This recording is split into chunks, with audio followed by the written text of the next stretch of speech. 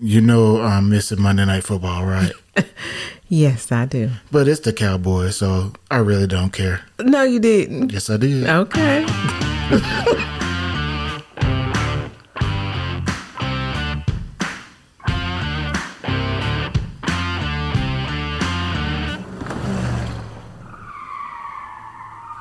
Okay, so all of my Dallas Cowboys fans out there, I'm sorry. My bad. I know y'all are, don't turn us off. They're serious. I'm not a football fan, so don't be mad at me. So don't turn us off. All right, so this is Journey Through the Generations, and we're here to talk about a recap of Relative Race, Day 2. And it was a pretty good one. It was a good episode.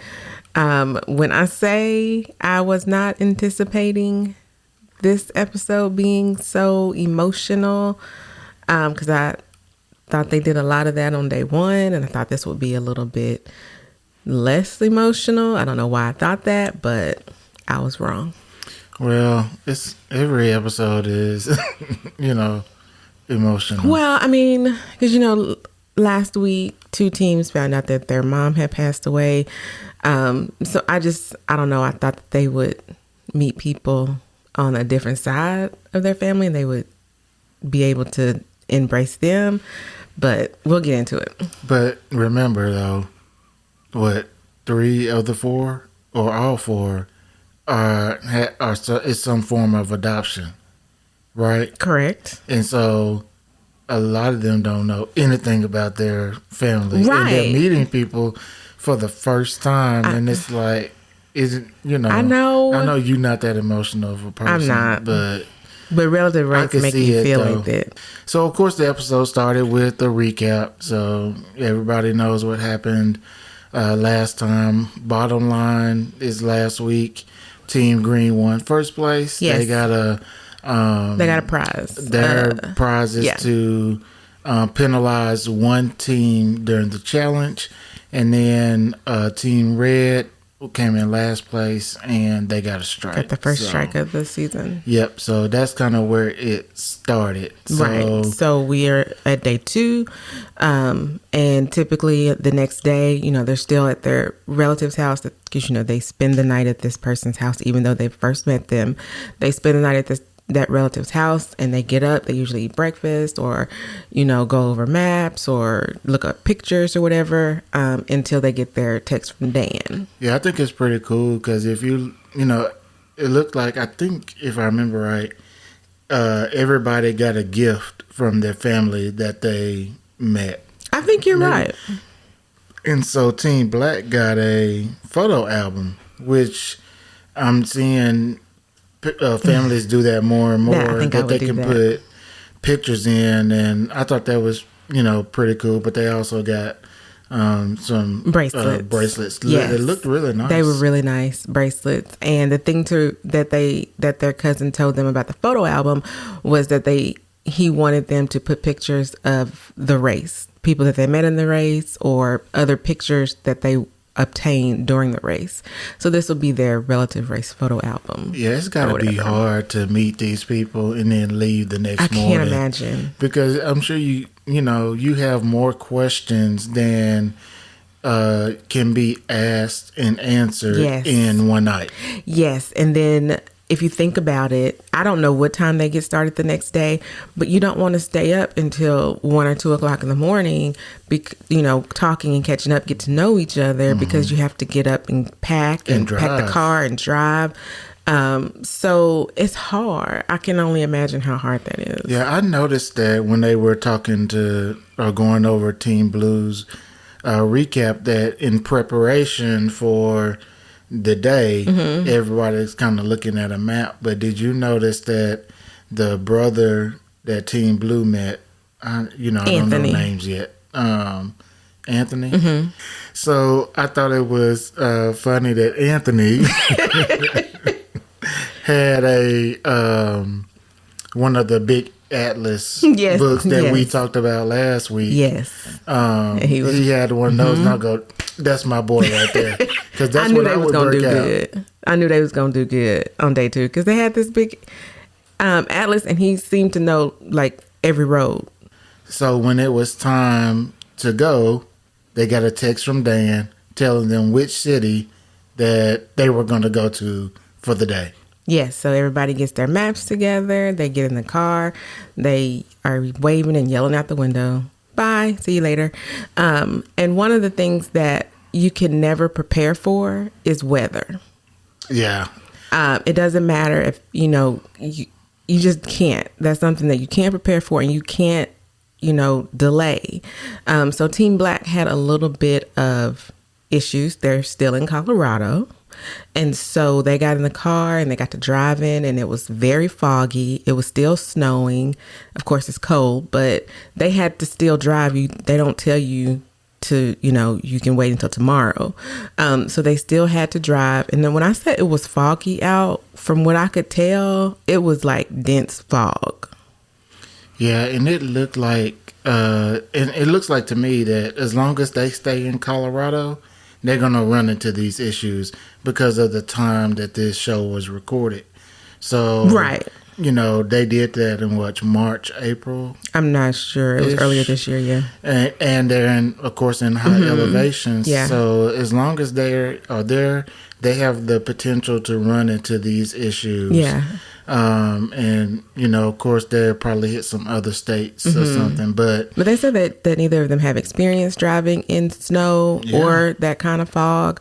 So that's one of the things that I never really think about. I mean, I've driven in rain, often. But, snow and stuff like that, I wouldn't feel comfortable driving. But I guess I would figure it out. Yeah. One of the things I noticed about this show is how many people they have with really good personalities. Yes.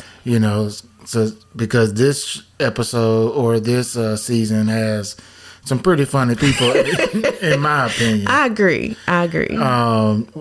Led by Team Green. Yes. They are hilarious. They're funny, but Team Blue stepped in and got a little, funny today. They did. And sent a text to Team Green, which I thought was pretty good. I mean, they were thinking outside of the box. Again, it doesn't hurt to try. It doesn't hurt because Team Green won the day one, so they got a prize, and their prize was to penalize one of the teams.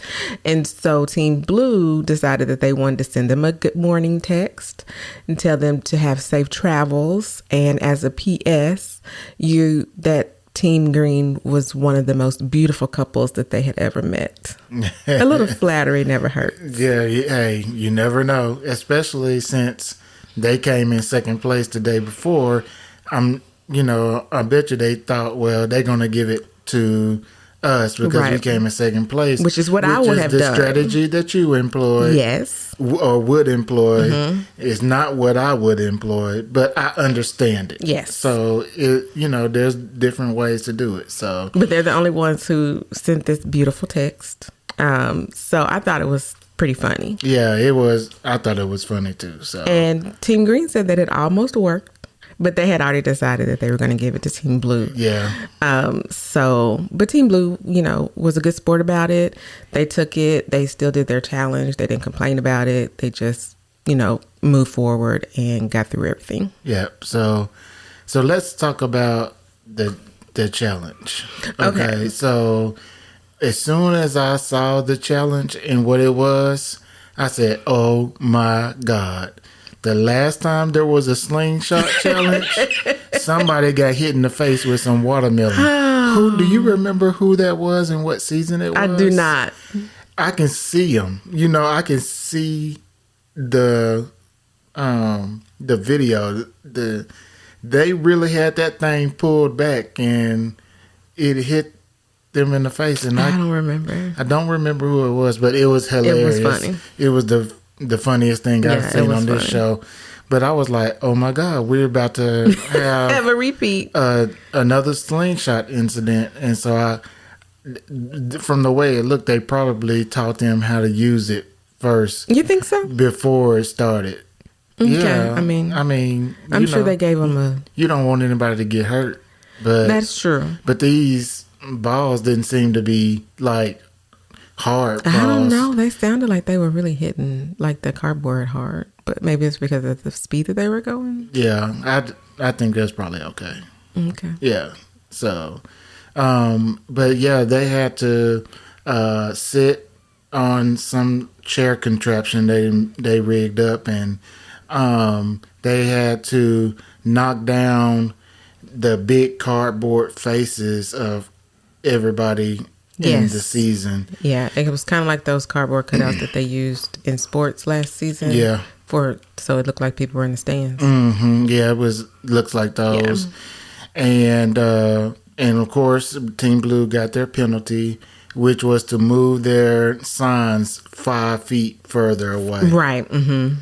Than everybody, where they started. Right. So it makes it a little harder. Yes. For them. Because you have this slingshot and you're in a chair, you're leaned back, and you have to adjust the chair and the slingshot to be able to hit and knock over this cardboard cutting of their faces. Yeah, and you had to account for wind. Right. Which was Team Black's issue. Mm-hmm. And you can see that ball, it was curving, yeah. Every time. So they must have had a pretty good, and that again Colorado tells you that the balls weren't hard. Oh, because they were, that's true. So they were just filled with air, mm-hmm. And so I'm sure I think that's probably why they did it. So if there was an issue and it hit somebody, it wouldn't be that bad. Right. But it seemed like, looking at it, that everybody had problems at the beginning trying to get their rhythm down. So there wasn't just one team that it looked like just did great throughout the whole thing, getting them all down right in a row. So I think that kind of helped, even though Team Blue had a penalty. Yeah, you just kind of had to get the feeling of it. You get how the ball is traveling and how you're aiming and stuff like that. And the cardboard cutouts were at different heights. Yes. And so you had to account for height and, the slingshot shooting the ball up and then has to go down. And so from what I remember, if the first person that started had to go until they hit one and then they switched. Is that right? Yeah, that's what happened. Okay. Yeah. So they went back and forth on who got to do the slingshot. Okay. But I didn't realize it, but you only got a certain number of balls. Mm-hmm. So when you ran out, you had to go and pick them up. And they were all the way down the field. I mean... Yeah, because they would hit the ground and roll. Yeah. And some of those distances, it's hard to tell on TV, but it looked like it was pretty far away, way further than the signs were. Yes, for sure. For sure. So, so everybody got done with that. They got their addresses for their relative's house, and now it's time to navigate from the challenge to the parents to the relatives, which I think is the hardest part of the race, getting from the challenge to the relative's house. But Team Black lucked out. In the parking lot as they were leaving the challenge, there was a police officer there, so they were able to ask him for directions, and that police officer was able to give them turn-by-turn directions, which is awesome. Yeah, it seems like we're starting to see that a lot more, right? So I think so, yeah. That they find, police officers or fire department. I think Team Green found the fire department. It was a fire truck. Yeah, I don't know. Yeah, it was a fire truck just But they was just sitting there. I was like, that seems set up to me. That seems suspect. So, like, what is a fire truck just sitting right there? What you doing? What you doing? I'm not blaming, relative race for anything, but it just seemed odd. It did, yeah. But Team Green got directions also. Yep. And so everybody is, as soon as they get their address, they're going directly to find someone to help them navigate. They're not trying to do it on their own. Well, who did? I don't think Team Red did. I think if they did, they didn't show it. Yeah, I feel like they did. But it doesn't matter. 3 of the 4 teams, stopped to ask somebody. Yes. And so yes, you're right. That's a lot. And it seems like people are doing that, like, right off the bat, like, find somebody I think that's first. Smart. Yeah, and you do it. I'm saying you just don't see people trying to navigate nowadays. But you take a risk, right? Like, people you ask might not know Correct. where the street is. Yeah. So it's a risk because you're wasting time. And you make multiple stops trying to get information, and nobody knows anything because you keep asking people who don't live there. Yeah. Again, the fire department just sitting there chilling. That was odd to me.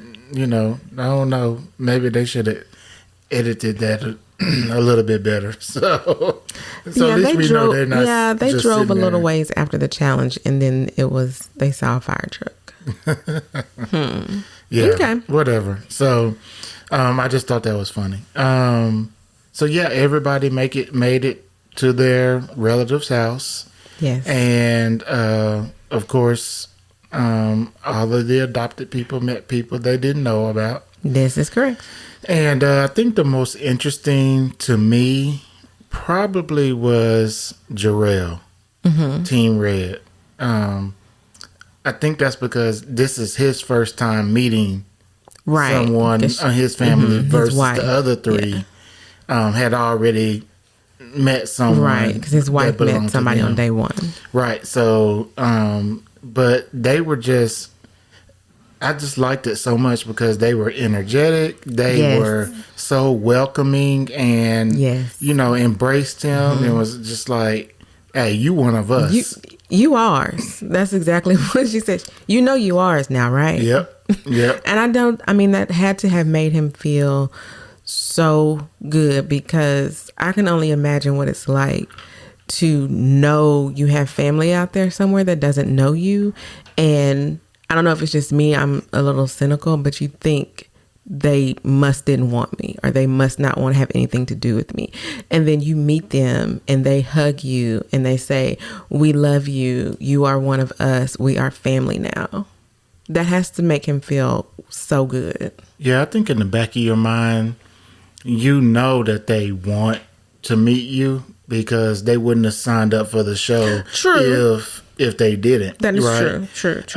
So you know that, but to get there and hear it, it's different. Yes. You know, it takes on a different meaning. I mean, you just take Team Black, you know, Pamela got choked up, you know, when her cousin Craig, I think his name was Craig, said you were not abandoned. Yes. And I thought she was going to pass out. I thought she was going to hyperventilate. She couldn't breathe. Yeah, I was like, somebody give her a paper bag. Give her a paper bag, and she needs to do some slow breathing and just, you know, get settled. I hadn't seen that before. Yeah, no. Crying, yes. Hyperventilating, no. Yeah, I thought it was a good moment, though, because I'm glad that they got the answer to one of the biggest questions that they had. Yes, which is... They got an answer to. Yes, because this whole time they've been told that their mother abandoned them. She dropped them off at a neighbor's house and didn't come back. Was the story that the Team Black, the twins, have been told, and that's all they knew for almost 40 years. And then to find out from their cousin Craig, who grew up with their mom, their biological mom, and knew him and knew about her pregnancy and everything and knew what happened, to be able to say, you were not abandoned. Your mother loved you. CPS got called in, and there was nothing that she could do because she was 15 years old.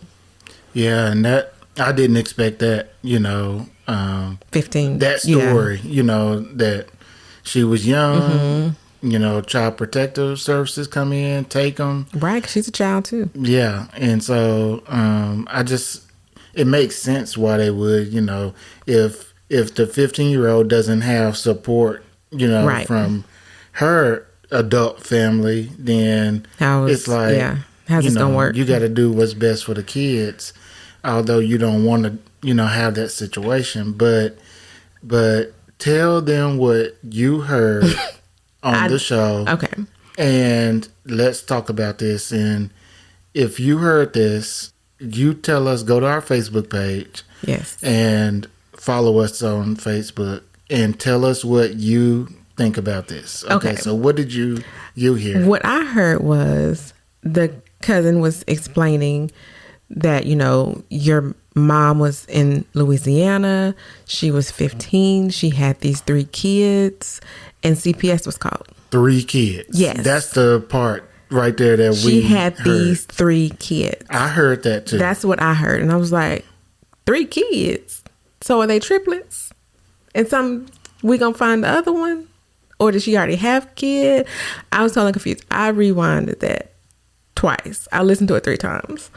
And every time I heard, and she had these 3 kids. And so I heard it, and I heard it off jump, so I didn't have to rewind it.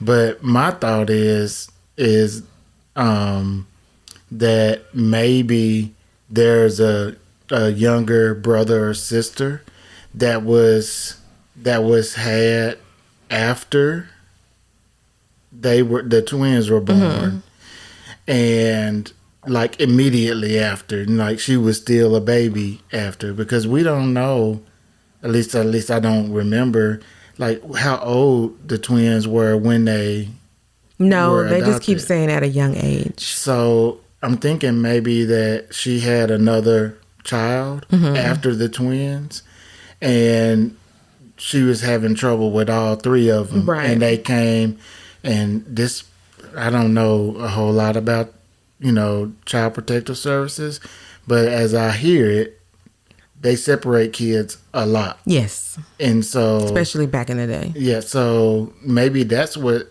has happened, and they're going to meet, hopefully, Right. a brother or sister down the road. in the next 8 days. Yeah, so think about it, guys. Go back and listen to it. Go back and listen to it and watch rewind it like I did and listen to it again. And if you heard it, just go over to our Facebook page and let's talk about it. Yes. And let's see, what you think. So, all right. So after Team Black, met their cousin, and found all that information out, we also found out a lot about Stephen. Yes, on Tim Green. I'm starting to remember these names. I'm starting to remember. Who did he meet? He met his cousins Connie and Lori on his dad's side. So their grandmothers were sisters. So they actually don't know who his father is, but they know that it's between 5 brothers. Because she had a picture of them with all of them. And so, yeah, I mean, it was an old picture too. Oh, yeah. So we don't know like who's who, and it's really not that great a picture. It's not quality wise. No, it wasn't. But another thing that they told them was that there's only one of the 5 brothers that's still alive. Oh yeah. So of the 5, he may be an uncle. He may be the actual father. He doesn't know, but he's the only one that's still living. Well, whose ever house they drive up to and the old dude come up out of there, they know that this is when they're going to find out. He may not look old. Maybe he has some good genes and he looks middle-aged. This old dude going to come out and you're already going to know. So hopefully he finds out, something regardless. I mean, I feel like they've already given him this nugget. I can't imagine that they're not going to meet a sister or aunt or somebody. Depending on where he lives, he might be going to see him next week. That is true. That is true. And then you mentioned Andrew earlier. Anthony. You said Andrew. I thought you said it was Anthony. His name is Anthony, yes. Oh, okay. That he met last week. Oh, that was last week. Yes. How come you didn't say that? I did say that. Rewind tape. No. That is what I said. You didn't say that it was last week. I did rewind tape. I did. Whatever. Team Blue JT met his younger brother, Andrew, this week.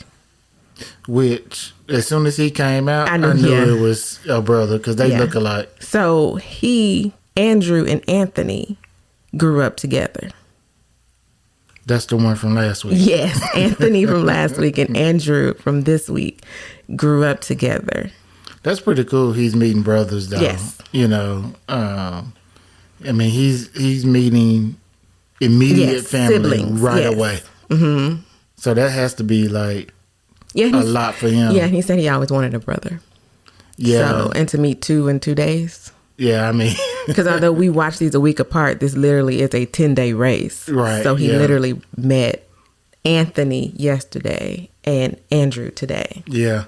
that's a lot to that happens in just Emotional. a couple of Then days. I started this out saying this was going to be emotional. Yeah. So yes, everybody met their family, and now they get to know each other. They get something to eat. They go around town, and I always wonder how much time they get to spend with them after they meet them before the call with Dan. Yeah, I don't know. It seems like it's a couple of hours. You think? Yeah, like it seems like it's pretty early. Of course, we don't know.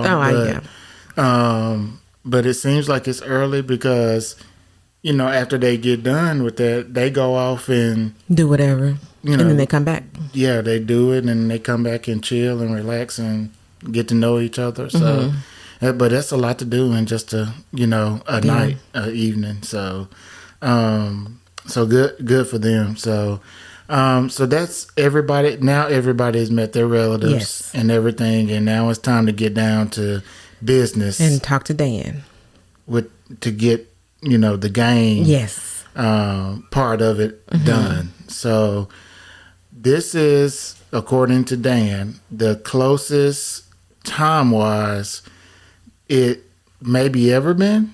I don't know. I haven't watched every single season. I feel like the last few seasons there's been some really close times. But this is close. Closer. This is close. I would say this was probably in the top 4 of close in the whole series. Yeah. So there was I think a 7 or 8 minute difference between first and fourth place, which in relative race time is a lot. Yeah, this was crazy. I was blown away by how close it was for all the teams, of them, not just one, first two and second. teams. Yeah, no. So the first place team was Team Green again, and their prize is they get to penalize all 3 teams. The next day, they have to pause and stop driving for 5 minutes. I think that's really all 3 teams. Yeah, because they usually have to pick a team. Yes, it's usually one, but everybody got to pull over. That is crazy. That is crazy. And 5 minutes could. According to this, a lot. It could be 5 minutes from this was the difference. Less than 5 minutes was the difference between first and second place. Right. So, yeah. I don't think they're going to be dancing. No. Which was Team Blue again, by the way, the second place team. Oh, yeah. Team Blue came in second, which they were 3 minutes behind them. So, literally, if they hadn't gotten that penalty and their faces were as close as they had started, they may have gotten them down faster and they could have, left sooner. Yeah, maybe. You never know. Yeah. But the closest, go ahead. Leads us to, again, Team Red and Team Black being the last 2 teams. So this was the closest I remember ever it being between in third and fourth place. Yes. Or any place. Yeah. But they were only 1 minute apart. 60 seconds. 1 minute. That's crazy. Yeah, that could be a street light changing. Yes, absolutely. It could be a wrong turn. It could be, I stopped and talked to that police officer too long. Right. I got in and didn't put my seatbelt on fast enough. It could have been a number of things throughout the whole day. 1 minute. 1 minute. That's crazy. So, the third place team was Team Red. Yes. And then, of course, Team Black gets a strike. Yeah. So right now, Team Red has a strike and Team Black has a strike. And Team Green seems to be doing very well and won yet another prize. Well, it sure does put a big target on them. But it might not be that bad a deal because you usually don't see a whole bunch of top prizes being penalties against a team. True. You know what I'm saying? You usually don't see a lot of them, and we've had 2 in the first 2 days. Yes. I'm thinking that they probably not gonna get another something where you have to penalize another team. Yeah. Maybe later on. But we know immunity is going to be one of them. We know they're going to do something where the winning team gets an advantage, usually at a challenge. So I think you're right. So having a target on your back at this point might not be that big a deal, at least not for right now. Yeah. But You just never know. You just never know with relative race. They may switch it up. Y'all. Now that I said it, they probably gonna switch it up. Just because you said it. No, not because I said it, but just that's my luck. So, so anyway, so yeah, a good episode. Really good episode. Everybody met, good folks in their family. Yeah. They got questions answered. More information. They got more information. Closer to getting even more answers. Yeah. So a lot was done today, and I think it was a good episode. Can't wait to read your comments about these 3 kids. Yeah, because that's gonna be something else. So y'all heard what our thoughts are about it. Trisha thinks they're triplets. I do. I think that maybe a third child was born close to the twins, after the twins. So let us know, what you think on our Facebook page, what you think. So, all right, I think we'll wrap it up now. If you would, please subscribe and follow us on all of our social media. Subscribe to the podcast. Go back and listen to all of our past episodes. And I think that'll be it. I think that sounds great. All right, guys. We appreciate y'all. And remember, we're still in a pandemic. Stay safe out there. Stay safe. All right. Talk to y'all later. Thanks, guys.